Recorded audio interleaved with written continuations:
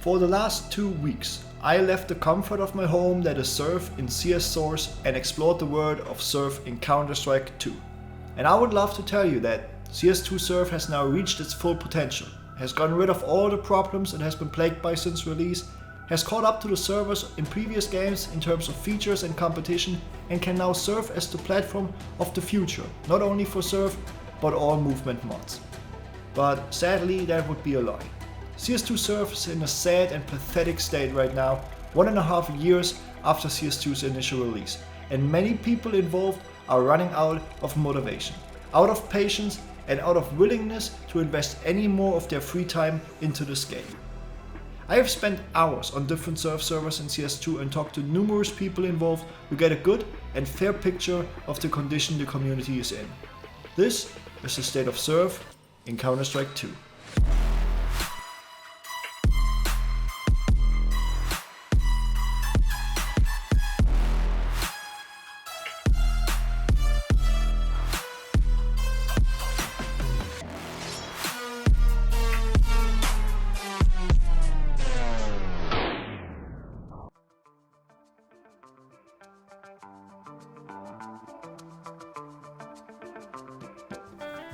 Let's start with the positive things.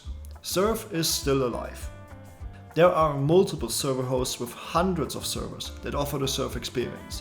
The two biggest are cybershoke and xplay, with dozens and dozens of Surf servers, besides hundreds of other servers from 1v1 over retake to climb and b-hop. With their businesses being based on subscription-based premium programs, it's a big change from how servers were run in previous Source games by literally people from within the communities. This has some implications for how things work behind the scenes, but we will come to this later. For the Surf itself, it doesn't have much of a negative effect, other than a bit more annoying advertisement in the chat.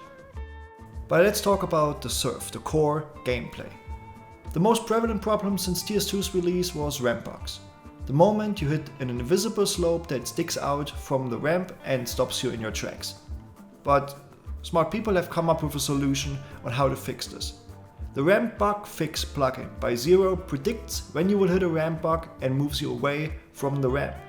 Enough so that you do not hit the invisible mesh and do not lose all your speed. So most maps for most of the time are decently playable. Some maps or ramps, more than others, especially curved ones, are still prone to ramp bugging, with the plugin reaching its limits in cases where there are multiple of these invisible meshes on the same ramp.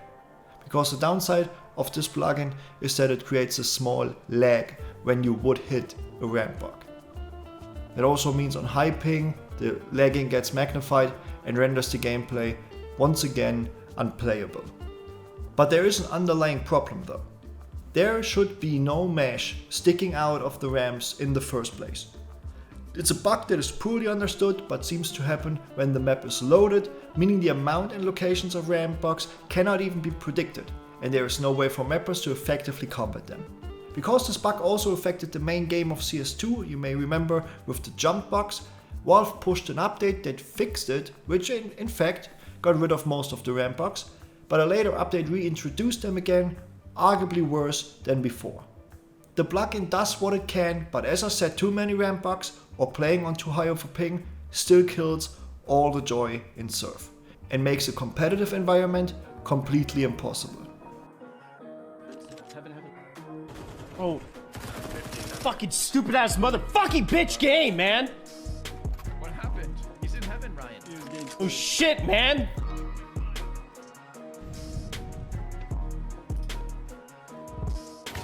You fucking stupid ass motherfucking bitch ass game, man. Oh yeah, if you wonder, the positive part is already over. Surf is still alive against all odds, but that's about it. Let's look at the number of Surf maps that exist in CS2. There are about 70 maps in the rotation of the big servers. 70 maps after 1.5 years.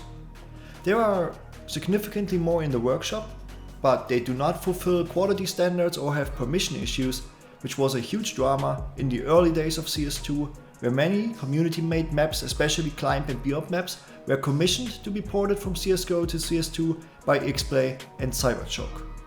performed without the necessary permissions by the original mapper and the porter lacking technical knowledge of the porting and mapping tools, it resulted in terrible quality and sometimes even disgraceful brandings smeared all over the map, which led to xplay's and cybershoke's reputation taking a hard hit in the original surf community. After promising improvements, these things are mostly gone, even though it still seems asking for permission is too much to ask for at times, and there are individual cases with shady practices. Like Surf Void, for example, whose port was commissioned by xplay, where the porter added an invisible wall over the spawn so the map cannot be played offline, nor on a server that doesn't have a script to delete this object. Surf Void also cannot be found on the workshop, as xplay likes to list them as private, so people cannot report the map. And this is not from 1.5 years ago, this is from January. On the other hand, it should be noted that without the financial incentives that xplay and cybershoke offered and still offer to the porters and mappers, the number of maps would be even lower. But why is the number so low in the first place? There are two reasons. First, the porting. Getting a CSGO map to CS2. Valve promised before release that with the porting tools they will make available, it will be an easy process. Well, it turns out it's not. Not at all. You can count the number of people that can actually properly port maps on one hand. And when I reached out to these porters, I was hit by a uniform wave of anger and disappointment. The porting process is a tedious challenge with dozens of quirks that can render the map unplayable. But even before that, just choosing what map to port is an undertaking on its own.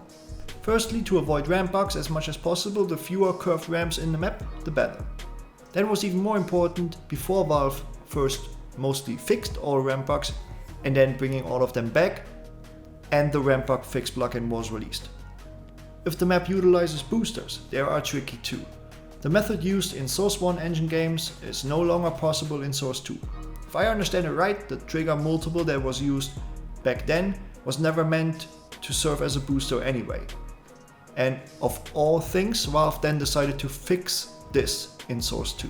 The workaround that was eventually found is a trigger push entity doing its best to recreate the original trigger. That works sometimes very well and sometimes not so well.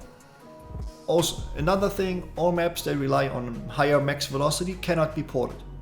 You see, the default max velocity is 3500 hammer units per second, and that is more than enough for normal maps.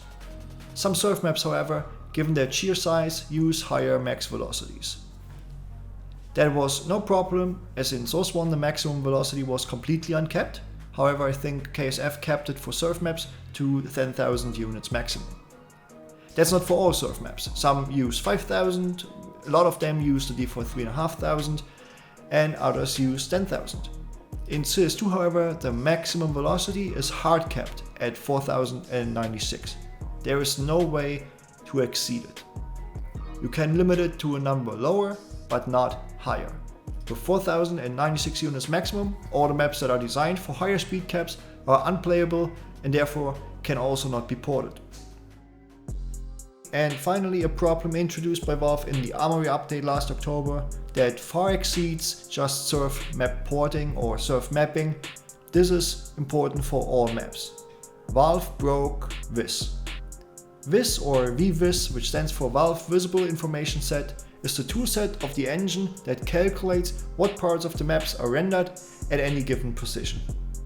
That is crucial for performance, as there is no need to render the whole map if you can only see rather a small part of it. One of the most basic interactions is the skybox texture, which simply tells VIS that the skybox texture surrounding the map should be rendered here. Everything behind it is therefore not visible and doesn't need to be rendered. This very simple interaction has worked perfectly fine for at least 2.5 decades now, before Valve broke it with the aforementioned Armory update. Now the rest of the map is partially rendered at all times and is also visible from the wrong locations on the map. This is not only looking terrible, but as you probably have guessed it, is also terrible for performance. And as I said, breaking a fundamental principle of your engine has consequences that go far beyond some now ugly looking community maps. It also affects the main maps of Counter-Strike 2. The crazy part is that Valve, instead of fixing it, decided to fix the maps around the issue, basically ignoring it or taking it as a given, a new standard, and work around it, just something you have to deal with from now on. That means the bug is still around, still not fixed, and has broken, at least aesthetically, a lot of surf maps and other community-made maps. Even retroactively that had been published up to that date, and there is zero sign of intention to fix this by Valve. Smart people have found a crazy workaround involving fake skyboxes, but this is now getting ridiculous. The community is really lucky that there are still people, even though there are not many, that are still jumping through all these hoops to port maps to CS2. Last but not least, there is no vscript support anymore in CS2. vscript is a coding system that enabled mappers and servers in CSGO to exceed the functionality of default entities in the game. They are not plugins, they are part of the map. And with the latest big update for CSS that came out of nowhere, now even the 20-year-old predecessor of the predecessor can take advantage of vscript. CS2 at its release also came with vscript, just to then be disabled overnight in favor of a new, more intuitive, node-based visual programming system with a TypeScript layer far superior to vscript. The only problem? The new system is not ready, not even close. The very bare-bone API that is implemented is effectively absolutely useless as of now. And with the many problems the engine has, Valve has most certainly shifted the focus away from it and has now completely forgotten it at the bottom of the list of their priorities. With that, all CSGO maps that relied on vscript are also not suitable for ports.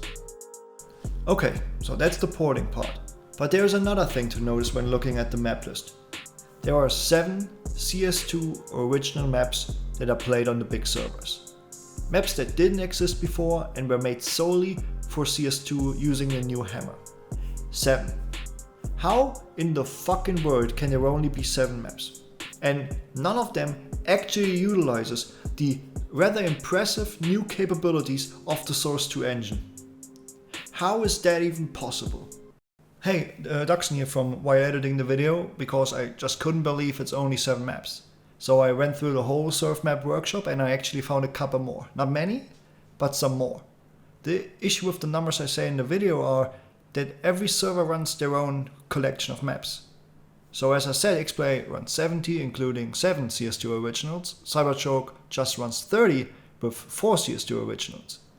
These are the big servers in Europe. In America you have some others, but from what I've seen, they run more maps, but less plugins, like the ones that make your leg invisible. And then there are very small servers that run whatever they please. But there seems to be no logic at all what maps get added.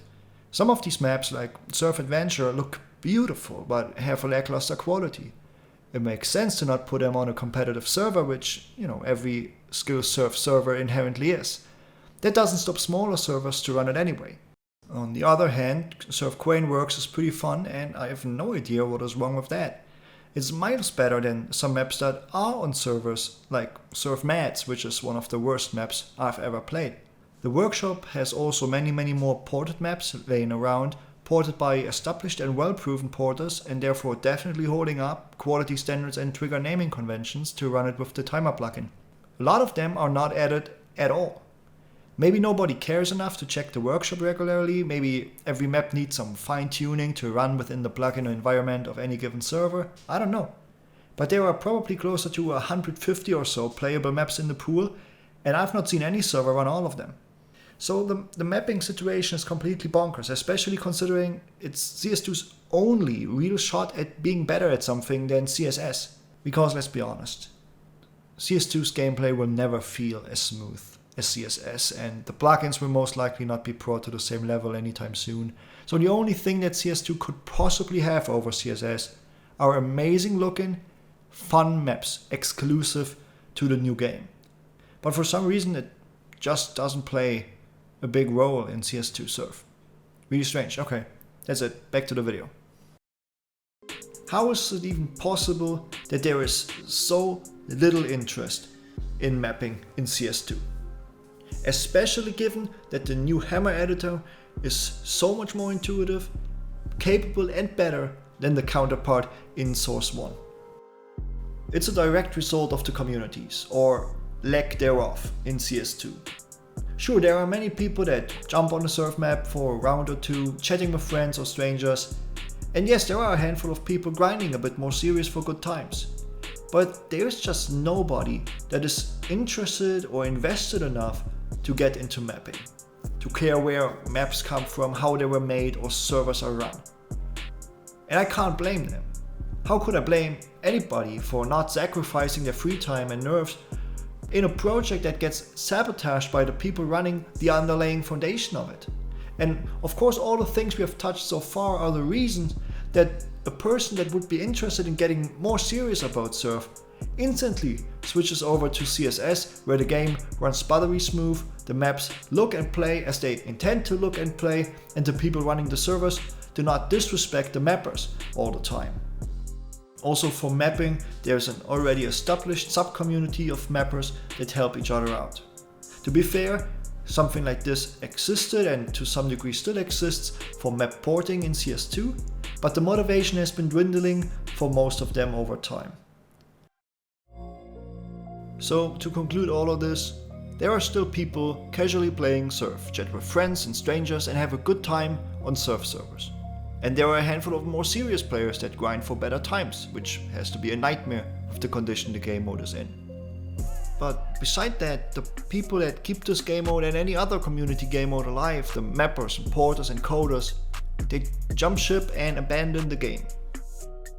I actually already had an end written and recorded for this video where I got terribly mad about the fact that the community server browser still doesn't work and how it is a nice metaphor for the bigger picture how Valve has completely lost either the interest or maybe even the ability to maintain Counter-Strike 2 and the fork of the Source 2 engine at a respectable level. And when I went out to record some B-roll for my rant, to my surprise the community server browser worked pretty well. No spamming of mirrored servers anymore as it has been for the most part of CS2's lifespan so far. Maybe I was just lucky, maybe they were gone for good, I don't know. But more importantly, at the same time I was chatting with DFAC, one of the most proficient porters in CS2 surf. We had talked before after I reached out for the research of this video and he just wanted to clarify some things he stated earlier. After we discussed the problems that I learned about while researching this video, he said something really striking. He said, "I hope we all hear at least something positive in this video." But what positive is there to say? And he said, "Nothing positive here, so I'm hoping to hear at least some positive takes, because I personally don't see anything positive. I just want a little ray of hope." I think that sums it up really well. I have talked to people that still had high hopes for the future of CS2 movement mods. I've talked to people that were just in the process of losing hope, and I've talked to people where all hope was already gone and who have turned their back on the game. But nobody that I talked to had anything good to say about the current state of CS2. Not a single person just had one single positive word to say about surf, how it is right now.